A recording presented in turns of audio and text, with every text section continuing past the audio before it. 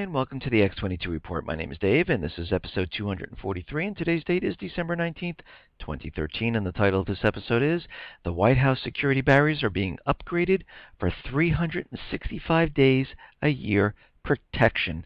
And who are they protecting the White House from? It is most likely you. Before I get started with the economic collapse news, I just want to welcome all those people that subscribed on YouTube who are first listening to me on YouTube. If you come to the x22report.com site, I always post the reports between 5 and 7 o'clock. First, it is audio. You just go to the home page, scroll down a little bit, and you will see the report. Just hit there's a circle with an arrow in there. Just hit play, and the audio will start playing. If you want to download the MP3, you can do that also. And if you've never visited the site, I have the timeline of the economic collapse. I'm trying to create this story of what's been happening. And if you click on the economic collapse tab up top, it'll bring you to that. During the day, I upload different articles and comment on them, and that is in the Sentinel Alert section. And I also have inflation deflation. I track a couple products of the prices going up or down, and I have resource documents. And we also have the People, which is the forum of like-minded people. You can join up. It is completely free. You need no money, no credit card, nothing. Just pick a name out that you want to be called by. Need an email address. I do not email you anything from this or whatsoever. This is just so you can get your password once you register, and then you can change your password to whatever you want. If you don't want to sign up at this time because you're hesitant or things like that, just go there, read whatever other people are saying, and then when you get more comfortable, go ahead and sign up, and you can talk to other people. For those people who donated to the site, thank you very much. I really do appreciate it. Again, if you like what I do, you have a couple dollars, and you want me to continue doing this, you can donate. Otherwise, give me a like. If you're listening on YouTube or if you're coming to the site, this lets some people know that, oh, this is something interesting. A lot of people like it, and more people come over, and we wake more people up. Let me get into the economic collapse news. Now, we've talked a lot about unemployment. We talked a lot about the economy and how everything is an illusion, and we look at the real numbers of what is going on, not from the corporate media or from the government, because we understand they're manipulating all the calculations. And they changed a lot, and they always spin it in a way they want people to believe that the economy is getting better. And if we look at the initial claims right now of the people who are applying for unemployment, they rose around 10,000 to 379,000, and they expected around 336,000, and they didn't reach. They were above the expectations. And we have to look at this, and of course the corporate media, they're blaming it on the holiday volatility, and because people are leaving work, people are coming on, it's very hard to track, and it's very difficult to do this, but we know the real reason. And this is just one way of knowing that the unemployment numbers really do not make sense, because we have to understand in December 28th of this year that 1.3 million people are on the emergency unemployment compensation, and this is the unemployment that has been extended by the federal government, and Congress is looking into it right now to see if they like to extend it or not extend it. But if they do not extend the unemployment insurance, these 1.3 million people are going to fall off the unemployment reports that the BLS puts out. Now, this doesn't mean that they're employed. Actually, it's worse. They're still unemployed, and they're not receiving unemployment. So it's a double whammy. But they're going to fall off, and the government's going to come out and say, hey, the unemployment just went from 7% to 6 point whatever percent. And we have Mike Feroli from JP Morgan out there saying if these people fall off, the unemployment rate may drop up to 0.8 percentage points. And this puts the Fed exactly where it wanted to be. Now, again, these are manipulated numbers. These are numbers that are made up to fit the Fed's illusion, and everyone's like, oh my God, wow, we just hit, 6.2% unemployment. This is amazing. But these people were unemployed, receiving unemployment insurance. They're still unemployed, not receiving unemployment insurance, and not counted. Doesn't make sense, does it? But again, the rest of the country does not realize this, and they will believe that, wow, the country is in full recovery. Here we are, 6.2%. Incredible. Now, since we know this is not true, and Bernanke left the back door for him to open and get out of the taper situation, he said that if the whole tapering is number dependent, and if numbers change, he can always back out of the taper and increase QE if needed. So, if the government does not extend unemployment insurance, he is going to taper, and taper quite a bit, because this is where he wanted to be. Do you think the country can survive on him bringing the tapering down 10 billion, 20 billion, 60 billion, 85 billion, and just taking it away? I don't. And we know it can't, because the Fed is the entire market. They are pumping in 85 billion. And again, the tapering hasn't started. That starts in January.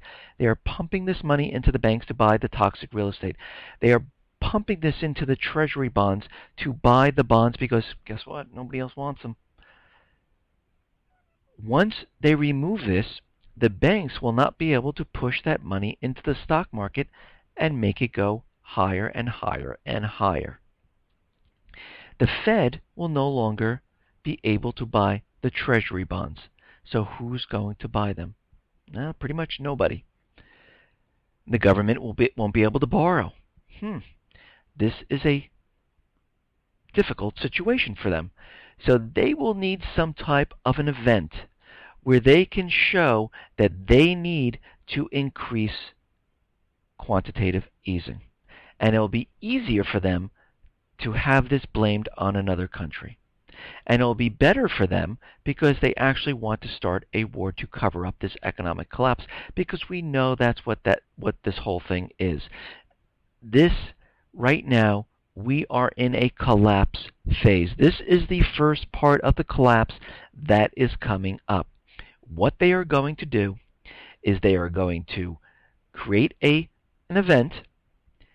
The markets are going to fall. The bond market's going to start to tumble. The housing market, forget it. That's just collapsing. And they will institute emergency QE, and they will put it into overdrive. Because at this point, nations around the world are going to say, oh, the U.S. is collapsing right now. We need to get rid of the dollar, our treasuries. We do not want this anymore. And we already understand that China has already said this, and Russia has already said this, and other smaller nations have reported this. So this is what they're going to do. They are going to put QE in overdrive because they need to ramp up the treasury bond purchase. They need to ramp up the purchases of the toxic real estate that is happening in the United States because of the housing collapse. So that means there'll be so many more foreclosures. And you have to remember, there is a shadow inventory of homes on the books of the banks, which they are not releasing to the public, because if they did, they would just bombard the inventory with too many homes, and the value of the homes would go down, and the housing market would have just collapsed. So they are keeping these foreclosed homes back, and they're not even calling them foreclosures. I know many people who've been living in their homes. They haven't paid a dime on their house for over a year and a half, and the bank has done nothing. No foreclosure, absolutely nothing. They're just looking the other way. So let's look at the housing market right now. Now, we're seeing that the housing market, the sales have finally hit the brick wall. They are starting to fall right now. And November existing home sales tumbled from 5.12 to 4.9, missing estimates of 5.02, and they also posted the first year-over-year decline in 29 consecutive months of increases. And we have to remember that 40% of house buyers actually use a mortgage, and we understand that mortgages are plunging, and many people right now are not buying homes. Rates are going up. People have bad credit. Of course, we understand they're giving 100% financing. People are losing work. People can't find work. People are underemployed, and they are just trying to make ends meet. And this is why we're seeing mortgage applications completely decline at this time. And we have to remember the other purchases of these homes are 60% in cash. And what we're seeing right now is that the cash buyers are fading out of the housing market at an ever faster pace. So when they leave, all that is left are mortgage buyers. And the mortgage applications are plunging. And what other indicator do we have to prove that this is true? Well, and I've said this in my other reports, J.P. Morgan, Citibank, Bank of America, Wells Fargo, 1-800 East Coast West Mortgages have laid off thousands and thousands of people. This was reported in the corporate media. 1-800 East West Coast Mortgages laid off, and then they went bankrupt. The others shrunk their departments and removed thousands of people. Now, we have to think to ourselves, if the housing market is rebounding and things are getting better, we would see mortgage applications increasing. We would see mortgage departments in these banks expanding because more people are taking out mortgages. But they already knew what was going to happen because they started the layoffs back in September.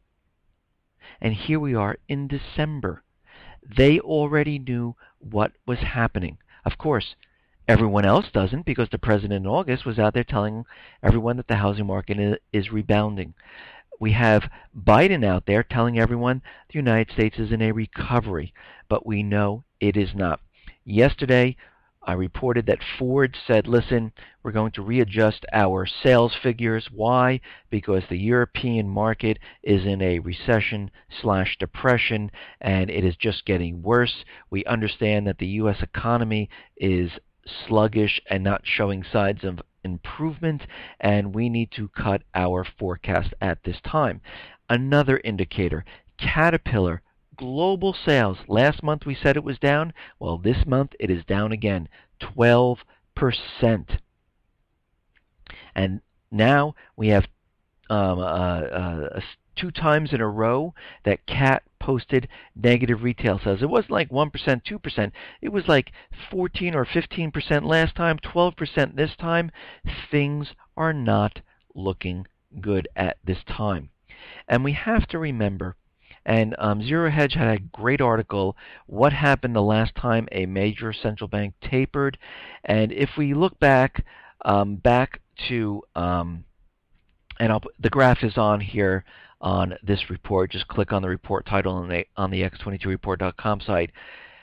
They took the Dow from 1928 to 1929, and they took the Dow right now of the current period and where we are. And I have to say, it matches up absolutely perfectly. And right now they're indicating that we have a little bit further to go, and we will meet the peak of the Dow in 1929 on January 14th. And we have to remember the Dow back in 1929, the all-time highs were roughly hitting around 375 points, close to 400 points. Today, we're upward of 17,000 points. So we can see the difference right now, and we are getting closer and closer to that top. And if you look at the graph, it is amazing how it does match up. Now, in Illinois, and this is about Obamacare. And everyone, if you haven't listened to me before, go back to my other reports and listen to what I say about Obamacare and why I believe this is completely not for the people. It is really a cash grab. This is a way to stuff the pockets of the insurance company.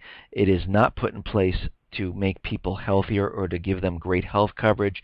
It is a way to get taxes from the people. It is a way to make the health insurance companies wealthier.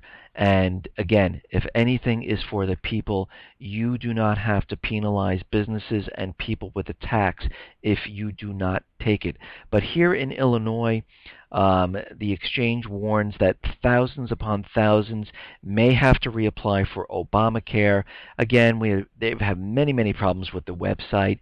Things are not working. People's credit cards are being debited each month for insurance, and sometimes twice a month, and they can't stop it, and they're not even getting the insurance. So the whole thing is a complete mess and disaster. And a lot of people are reporting that was done on purpose. Again, they only spent around $650 million on this website that doesn't work. But people are saying this was done on purpose because they are looking to show that this system doesn't work, and they want to go to a one-pay type of system.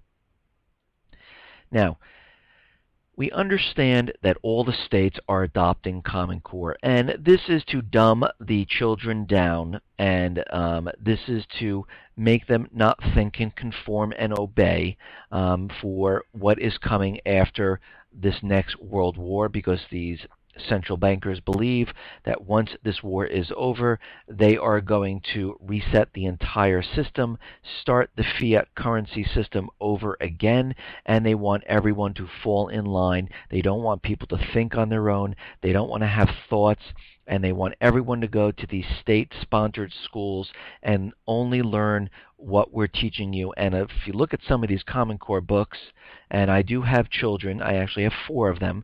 If you look at these books, the history is being rewritten, the Constitution is being rewritten, and they are spinning everything in a completely different way. And right now, they do not want you to homeschool your children. And in Ohio, what they want you to do is they want to, they're introducing a bill, Bill 248, because they want to do background checks and investigations on the parents to make sure that they can homeschool their own children. And they want to make sure it's in the best interest of the child. Again, these are state people telling you how to teach your children and how to raise your children, because they want them in this box conforming and obeying and learning misinformation, so when the time comes, everyone falls in line. And this is why this is being set up at this time. There is no other reason for this whatsoever. And if you haven't seen Common Core, you don't have children, you can see exactly what they're doing. I mentioned this in my other reports, and if not, just go on the web to YouTube. You will see many people out there speaking against Common Core. And this Common Core was actually created without the input of any educators or teachers. This is driven by money. If you do not take the federal system, the states do not get the money. And what they're doing is they're taking the local communities, the states, out of the picture, and they want all education federalized, controlled by one source. And this is what they are trying to do at this time. Now, California right now wants to mandate a kill switch for all smartphones. I'm just going to let everyone know. All the upgrades that you received on your smartphone, this kill switch is already there. Don't be fooled. Back in the Boston bombing, they thought they had a great idea to stop people from taking pictures because they didn't want these pictures being released all throughout the web and the alternative media, because it would show that these two kids had nothing to do with the Boston bombing, and they would uncover the false flag event. So what they did was they shut off the cell towers. They went to Verizon, AT&T, and said, listen, let's cut the cell service for all these phones, and this way we will stop this. But what they didn't realize is everyone was taking pictures, and when the cell towers were turned back on, everyone transmitted. And that's why, if you remember, go back to your news sources, the FBI came out and said, listen, we really need your help. We need all your pictures. We need you to turn in everything so we can look at them. They wanted to see what everyone knew before they decided to go with their false flag event. And this is why this is happening. But California is saying they would like to reduce smartphone thefts in the United States by creating a kill switch, because these cell phone thefts is just really getting out of hand, and we need to stop it, and the only way to stop it is to have a kill switch on the phone. Now, does this make sense to anyone? To put a kill switch on the phone? It's not going to stop the theft of the phone.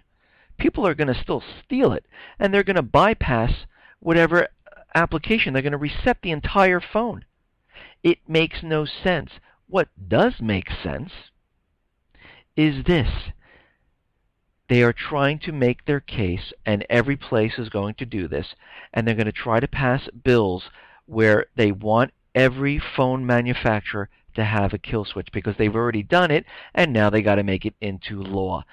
They need the kill switch so when they have these events, or if something comes up, or there's martial law, they don't want people taking pictures of what's really happening because they don't want the word out, because they understand they need to maintain control of the internet, they need to maintain control of the alternative media, and they do not have any of this control right now, and they need to have control, and this is why they are trying to push all of this through. Now, we understand that the NSA is spying on everyone around the world. Every single country is doing this. All the private Western central bank countries are doing this because they understand that the collapse is coming. They understand that there's going to be martial law. They understand there's going to be threats against the people in authority, that there could be revolutions, that people are going to fight back, and they have been spying on everyone. Plus, they want to know what everyone is doing. They also want economic information. They want insider information. They want patent information, and they want to know, they want to blackmail government officials, Supreme Court judges, to have laws passed that normally wouldn't be passed, like Obamacare. Now, right now, hidden in the report of the White House panel on NSA, which was released, that the U.S. government has been using its massive offensive cyber capabilities to change the amounts held in the financial accounts and otherwise manipulating financial systems. So really, well, I'm going to tell you this right now. They have their hands in the banking systems, the financial institutions, everywhere, because they need to have it there, because this is going to be used for the cyber attacks. They've already planned it out. They already know how it's going to happen. They already have the ability to manipulate the accounts. They already have the ability to siphon off money. They already have the ability to bring the market to its knees. And this is just coming out now.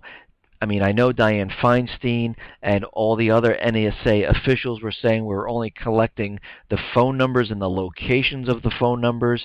We weren't listening to any conversation, and that is pretty much the extent of what we were doing. Again, you can get the phone numbers and the location of the phone numbers from the phone companies. We don't need billions and billions of dollars on a data center and this program to do that. And the system doesn't work by collecting that. You have to listen to the conversations. They have to have a specialized integrated system that can put together information and create social profiles, so it gives them information that can be used. And there are keywords that they use so they can hone in on a judge or economic information or groups that are planning revolutions or groups that are getting together because they don't agree with the government's beliefs and what they are doing, and they believe that the government is becoming tyrannical. And this is what the system actually does. And they are infiltrating all financial aspects of the banks, the stock market. They're manipulating the systems the way they want it, and we can see how this is going to play out when the entire system comes crumbling down. Now, the EU is going to double up their efforts for surveillance using drones for illegal migration through the Mediterranean, and this is a great way to get more drones in the air hovering around the Mediterranean, because when the war starts, it is great to have unmanned aircraft doing reconnaissance, spying, hooking weapons up to the system, and this is what they're using right now to say this is why we have drones in the air. And the U.S. is doing the same thing. Around the borders and things like that, they're putting massive amount of drones in the air. All these drones can be weaponized, and eventually they will be used against the United States people. Now, we understand that France is in a complete recession, even though the president is telling them that they're coming out of it. Their unemployment is increasing, debt is skyrocketing, and the people are having a very tough time. France is down in Mali. They're in West Africa, and they are now deploying unarmed surveillance drones, which were purchased from the U.S. They're pretty much doing the same thing that the U.S. is doing in Pakistan, Yemen. They're going to infiltrate and weed out Al-Qaeda in this region. But what's really happening is they're securing the natural resources, because we understand that these nations have a huge amount of gold deposit, petroleum, natural gas, uranium. And this is why they're actually really down there doing this, and they are using these weapons to maintain control in this area. And they're out there saying, we have led successful counterterrorism attacks in recent days, and we will continue to act to eliminate all traces of Al-Qaeda. These terrorist groups come and go, regroup, and then disperse, so we need to follow them closely with these drones. And this is... all these countries now are securing their natural resources because they understand that their countries are collapsing at this time. Now, yesterday I reported that the senators are putting forth a bill that will implement new sanctions against Iran. President Obama was already out there saying he will veto this bill, and we can see that if this bill is introduced and it gets all the way to the president, we will see what he does. But if they do implement new sanctions, the president will be left with one option, and that is a military strike against Iran. And we have to remember that for 30 plus years now, Israel, Saudi Arabia, the U.S. government has been trying to get into Iran and replace and put into place the U.S. dollar as the reserve currency, to put all their natural resources to be sold on the U.S. dollar, which Iran is not doing at this point. And this is what they are trying to do at this time. The central banks are trying to maneuver into the area. They are trying to infiltrate the banking system, and right now they are still in talks, and we will have to see how this plays out. I believe it's not going to go well. It will not end well, just like everything else. We also have to remember they also want Assad out of the government there. They're already building cases and other information about Assad. The UN has reported that Assad is being implicated in war crimes, and they're bringing this up to the UN. They're going to try to get NATO forces in there to remove him, just like they did with Gaddafi. They used the same tactic.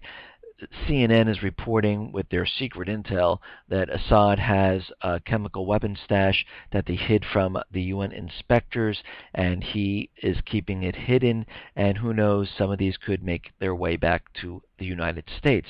But during this period of peace talks with Iran, Iran launches a large-scale war drills in the Persian Gulf. Iran kicked off a series of large-scale war games on Thursday to test the country's air defenses, fighter jets, and bomber planes in the Persian Gulf region. The technical core of the war drills is to test Iran's air-to-air combat and prowess and targeting and flying objects. And the U.S. was out there saying, really, these war games show not much has changed inside the Islamic Republic. It's business as usual, said Rubin. The war games certainly drive home the point to American allies that Iran is resurgent while America is in retreat. And of course, they want to implement these new sanctions, and they actually want to get a war started. And this is Saudi Arabia and Israel pushing the senators in this direction because they pretty much pay for their campaign. Now, there is a report saying that U.S. might lose interest in being a NATO member if Europe won't increase its defense spending. And this goes on to say that the U.S. might lose interest in being a NATO member if Europe doesn't increase its spending. And this is coming from the NATO Secretary General Anders. He urged European countries to put more money in unmanned aerial vehicles, air transportation, and refueling aircrafts in the air. And pretty much they want the defense spending to go at least 2% of each country's GDP. And this is what they're looking for because, again, there is a war coming, and they need to really beef up the military defenses. And we see the military defenses being beefed up all around the world.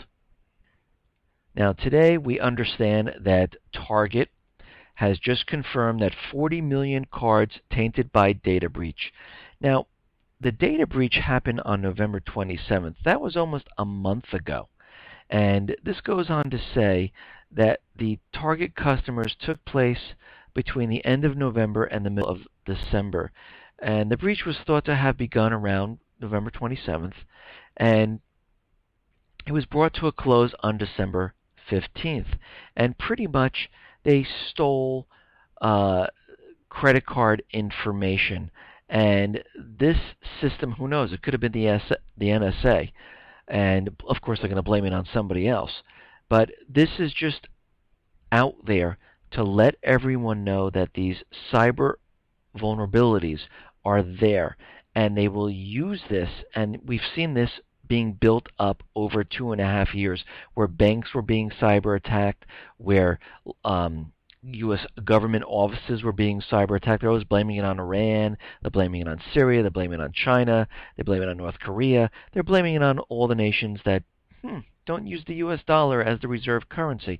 But anyhow, we know that they are building this propaganda up because when the time comes for this event, which the time is coming, they will have the ability to say, see, we told you it was China. See, we told you it was Iran. They are to blame for the economic collapse. The NSA was just recently on 60 Minutes letting everyone know that they thwarted a major cyber attack, which they really didn't do anything. But they're telling everyone they did do this. And they would have collapsed the economy of the United States and the world, and they mention this over and over.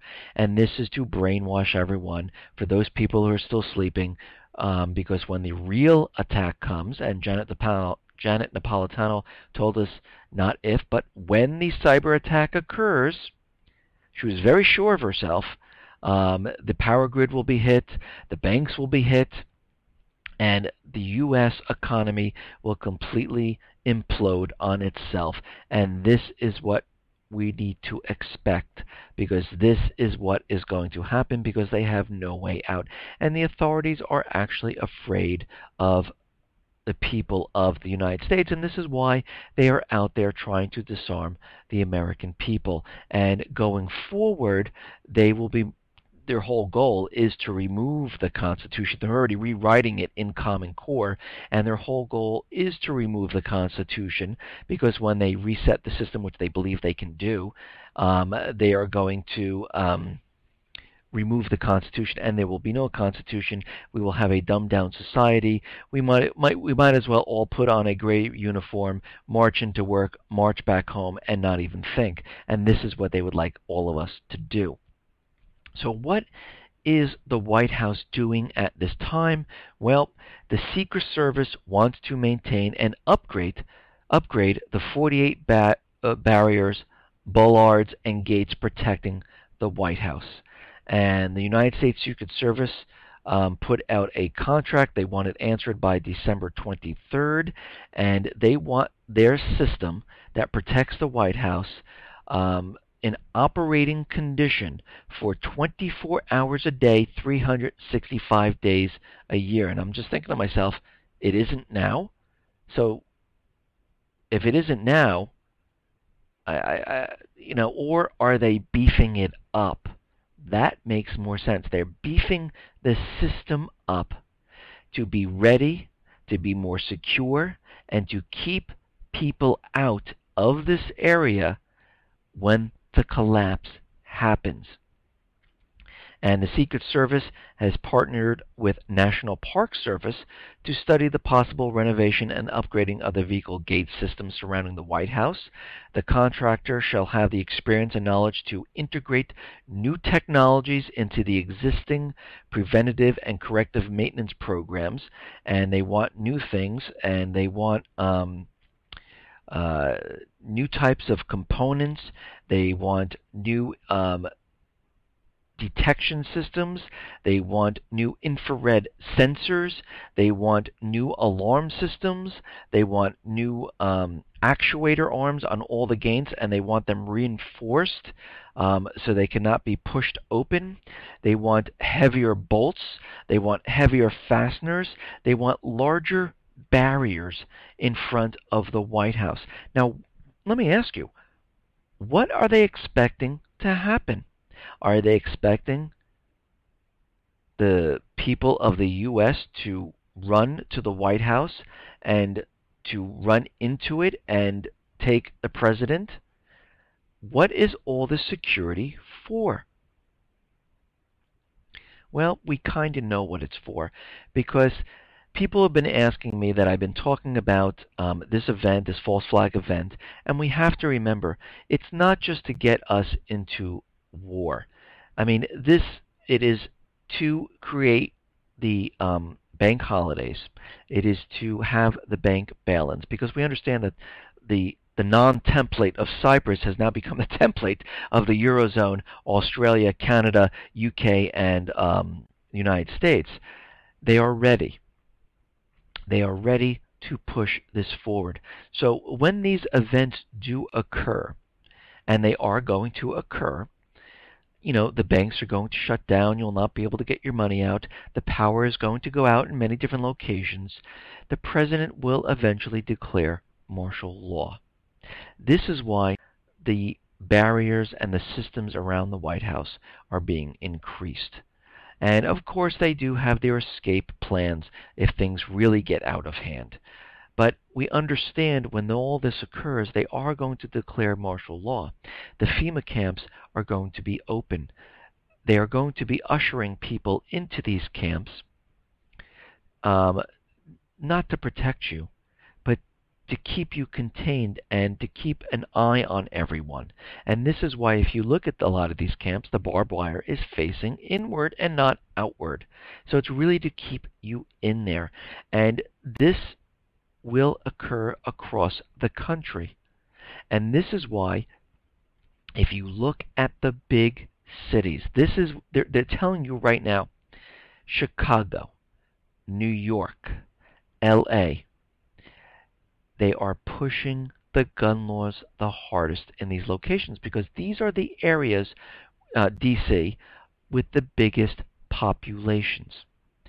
New York City, for instance, has been disarming people continually right now because they passed a law which is completely null and void of the Second Amendment. And now these people are getting letters home telling them to turn in their weapon because it holds more than 5 rounds. The same thing in Chicago and D.C., and most of these cities are now gun-free zones. You can't even get a gun. I was watching John Stossel trying to apply for a gun permit in New York. It was like 15 pages. He had to wait 8 months.